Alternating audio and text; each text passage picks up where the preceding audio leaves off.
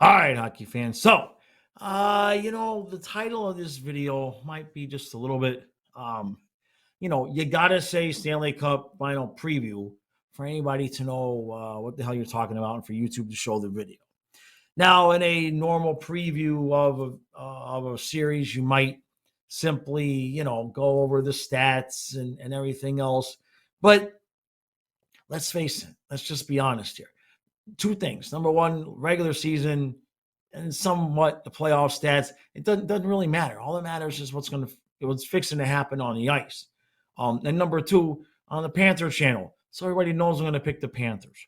So in this video, more than go over Edmonton did this and Florida did this, I'm just going to kind of give you my take, my thoughts, reasons, what the puppets told me. I'm not going to tell you what the puppets told me.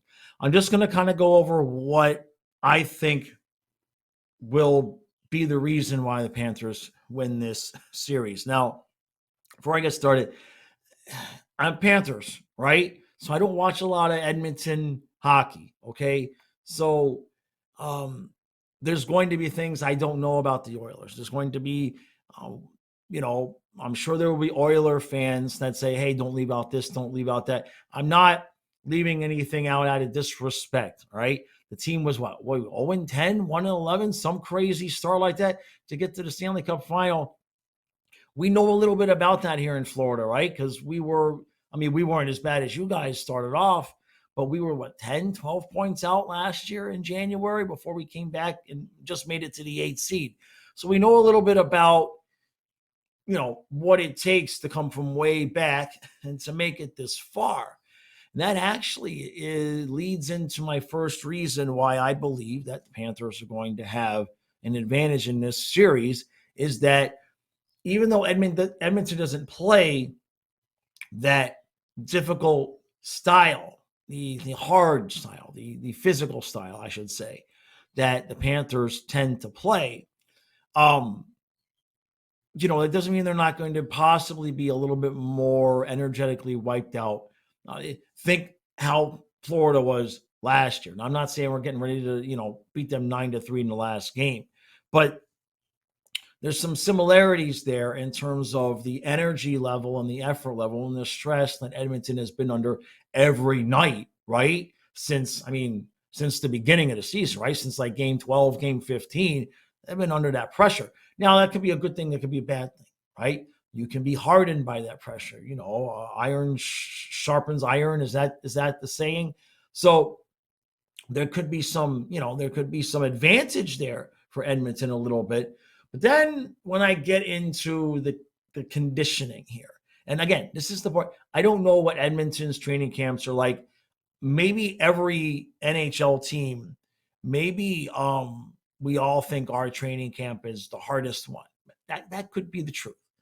But what I know is that Paul Maurice and multiple players have spoken about this season, not just this season's training camp, last year's training camp also, but the focus this year has been on wanting to skate teams to death. And I talked a little bit about this in my members podcast today, but I wanted to put it out here too on a regular channel.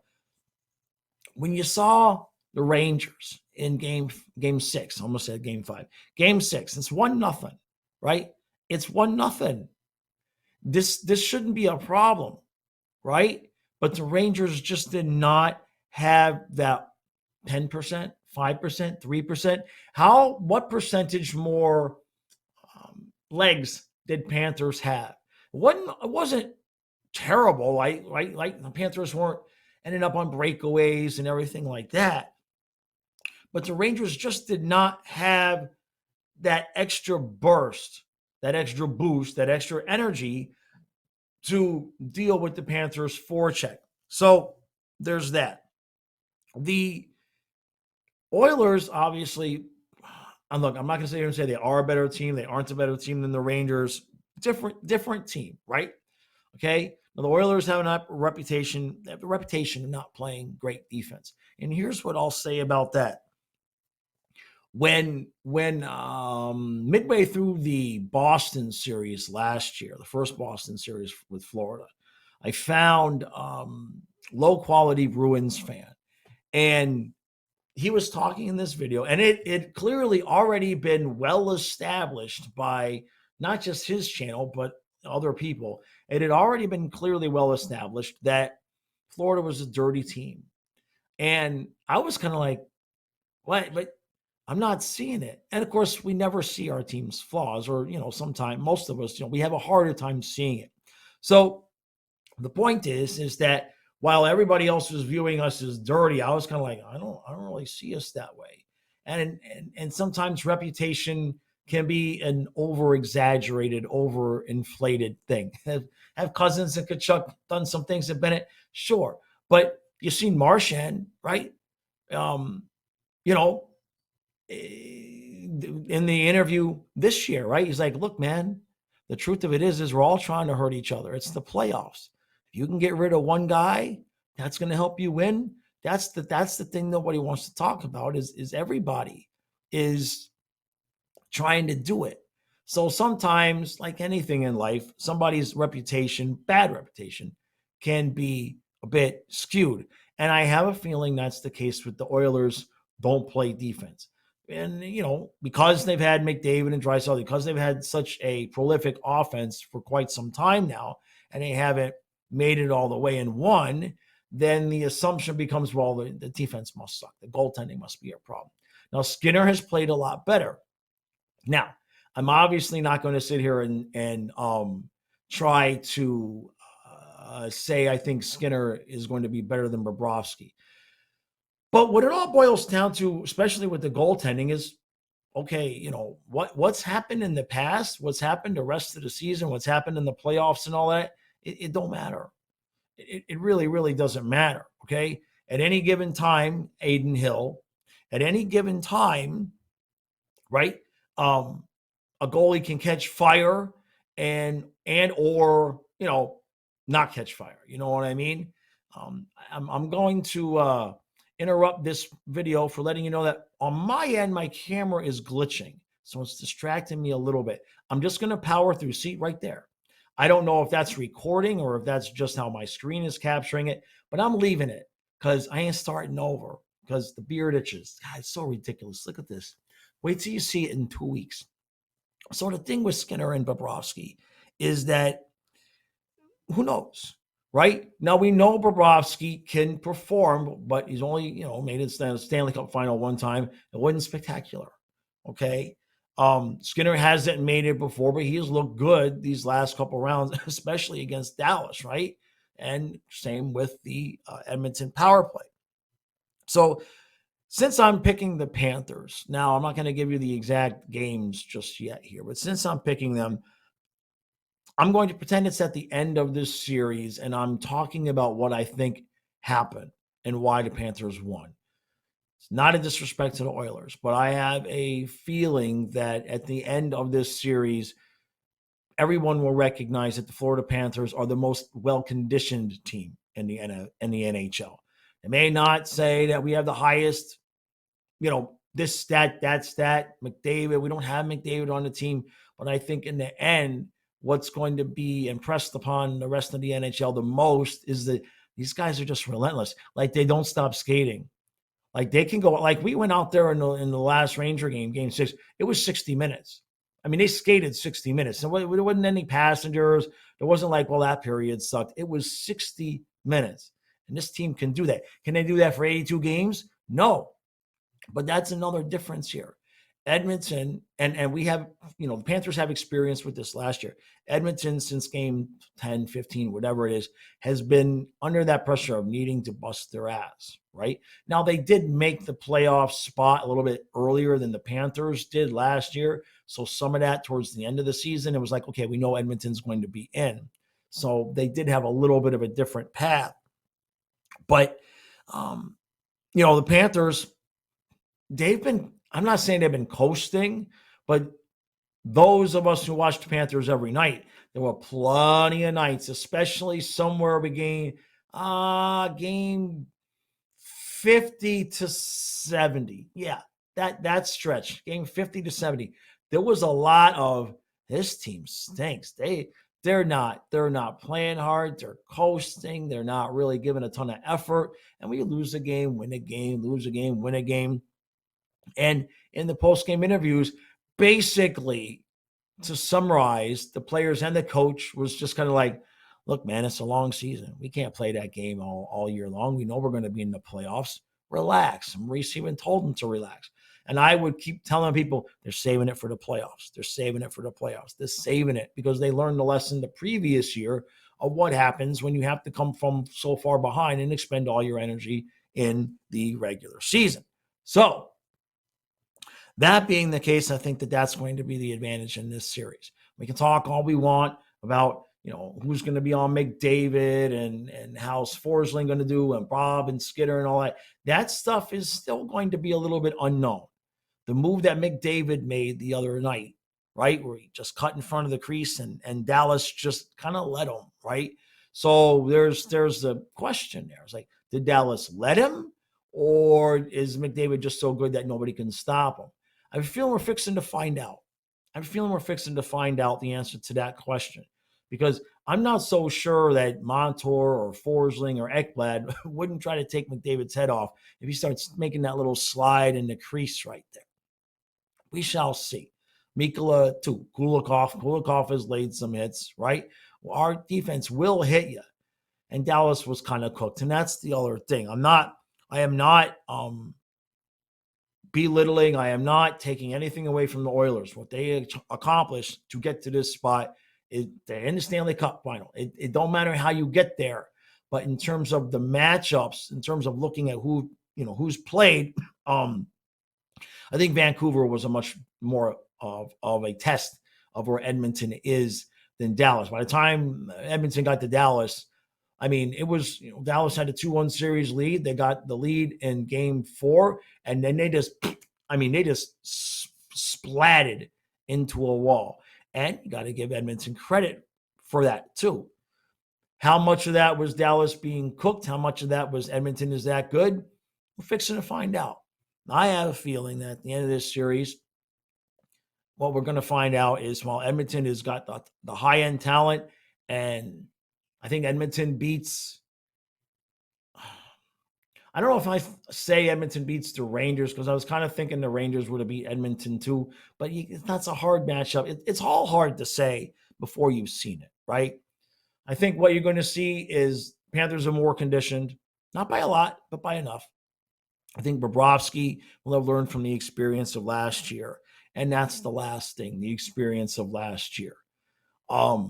Any subject, any person, for the most part, when you get to what's almost your peak and you screw it up and you put your mind and you put everything into it I'm going to get back to that spot, and this time I'm going to finish.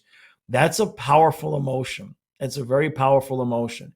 And you can tell that it is powerful by the fact that they've gotten all the way back here, and they are very much very steady. Kachuk has talked about it. Barkov, a few others have just talked about it. It's like, yeah, that's nice. We're happy we're back, but the only reason we're happy we're back is because we're going to finish what we started last year. And so I think the experience of having been there last year, coupled with the conditioning and the fact that the Panthers have been able to not have to have their foot on the gas quite as often as Edmonton has had. I think in the end of games, in the third period of games, Edmonton, this is the part I don't know.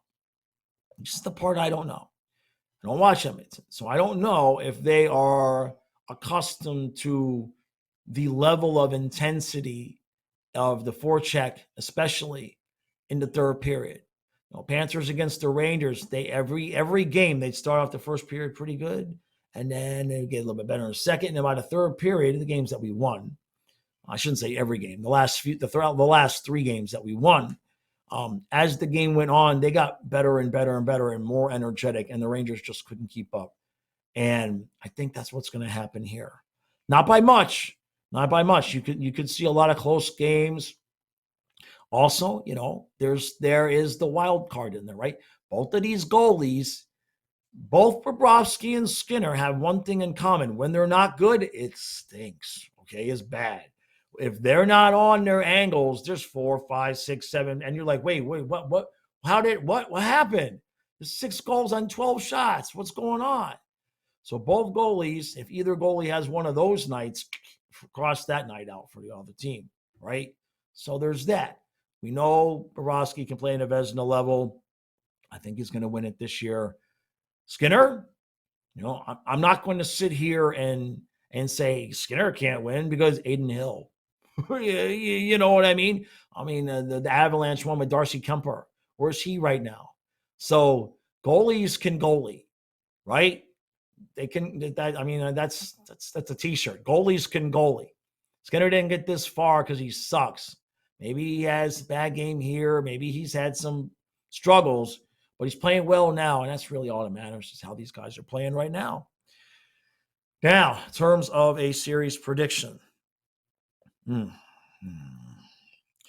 talked about this on my podcast. Now, if you've been here for the history of this channel, you know a couple of things. You know that I have a tendency to get things right. I got the Eastern Conference Finals exactly right. I said Panthers would win game 1, Rangers would win game 2 and 3, and the Panthers would win game 4, 5, and 6. I called myself crazy because that sounded crazy, but it's what happened. Now, last year, at the beginning of the season, before the season, I said, don't worry, the Panthers are going to start slow, get better as they go, and win the cup. And damn it, that is so close. Now, here's what I can tell you. I ain't going to tell you what the puppets told me. I got a couple of people that I trust off camera. I'm going to tell them what the puppets told me. Here, I don't know if I want to say Panthers in 5 or Panthers in 6, but here's what I'll say, Panthers in 5. Now, the reason why hear me out, Edmonton. This is a personal thing. This has not got anything to do with the hockey. When I make predictions, it's what my gut is telling me. It's got nothing to do with the hockey. The reason why I'm saying Panthers is 5 is because that's what my puppets are telling me, and I don't want to say it. I want to say Panthers in 6.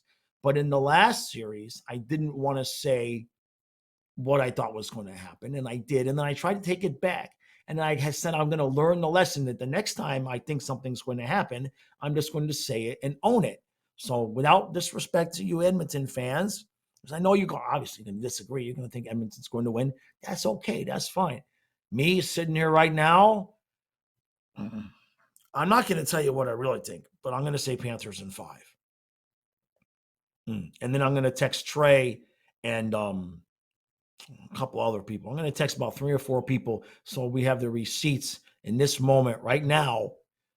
In fact, right here live on camera, right here live on camera, just so that, and in fact, Tom just texted me, so I'm going to respond to him with the winner. Oh, geez, that's my girlfriend. Hold on a second. I clicked my girlfriend again. Jeez. All right. Okay, Tom. So here's the deal. You listen to the podcast, and I'm recording the series preview right now. I'm going to stop doing talk to text, and I'm going to tell you what I secretly think is going to happen, so I'll have receipts if it really does.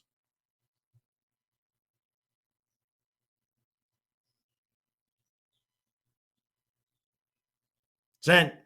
There it is. So, but we'll go Panthers in 5. That sounds better. Yeah. All right. I hope I'm right. Last year, man, I had to sit there and cry with this ridiculous beard. It's not a good look. It's not a good look. All right, everybody. Appreciate all the support. I'll see you again tomorrow.